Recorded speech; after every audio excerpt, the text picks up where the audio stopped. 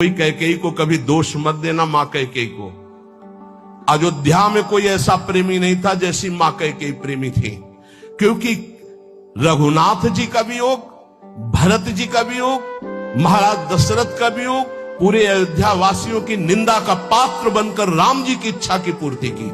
ये माता कैकेयी है, दूसरे में इतनी सामर्थ्य नहीं थी। माता कैकेयी जितना राम जी को प्यार करती थी, शायद है उतना कोई अवध में प्यार करता हो। भगवान श्री राम एकांत में माता कैकेयी से कहा, मां मैंने पूरी अवध में देखा है कि आपसे ज्यादा मुझे कोई प्यार नहीं करता, और ये सामर्थ्य केवल अधिक प्यार करने वाले में ही होती है। तो आप मेरे लिए निंदा सहेंगी, मेरे लिए आप अपमान सहेंगी, मेरे लिए पुत्र वियोग, मेरे लिए पति वियोग, ये केवल आप ही सह सकती हैं। इतना त्याग आप कर सकती हैं, मुझे पता है, क्योंकि आप हृदय से बहुत बहादुर हैं। देवासुर संग्राम में साथ गई थी कैकेयी जी महाराज चक्रवर्ती सम्राट दशरथ के। भगवान राम जी इसीलिए कह रहे हैं कि आपका हृदय वीर रस से भरा हुआ है, आप सह सकती हो मां, बस एक मेरी इच्छा है। तो उन्होंने कहा, हे राम तुम्हारे लिए अभी प्राण त्याग सकती हूं, तुम्हारे लिए सब कुछ त्याग सकती हूं। तो उनका आपको बस जिसलिए मेरा अवतार हुआ, मैं संतों के सुख के लिए अवतरित हुआ हूं, मैं अवध का राजा अभी नहीं बनूंगा, अभी आपको मुझे वनवास भेजना ही होगा।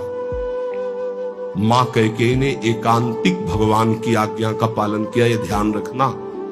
कैकेयी जी का हृदय बहुत रघुनाथ जी के प्रेम में डूबा, ये कोई नहीं जानता। सर्वश्रेष्ठ प्रेम मां कैकेयी का, जिन्होंने अपना अपमान सहा, निंदा सहा, लेकिन राम जी की इच्छा की पूर्ति की। ये अंदर की बात कह रहा हूं। भरत जी ने कभी मां नहीं कहा। जब राम जी वापस अयोध्या आए तो उन्होंने कहा, बेटा तुम्हारी पूरी बात मानी थी, पर मैं एक बात नहीं सह सकती। अपने पति का वियोग सह गई, लेकिन मेरे भरत ने आज तक मां नहीं कहा। बेटा अब मेरी इच्छा एक बार मां कहला दो। तो राम जी जा रहे थे, भरत जी को सूचना मिली कि राम जी ये कहलाने के लिए आ रहे हैं। उनकी जो दशा हुई वो देखकर भगवान वापस हो गए कि ऐसा नहीं, एक बार भी मां। इतना कष्ट सहा माता कैकेयी ने, लेकिन राम जी की इच्छा का पालन किया। ध्यान रखना।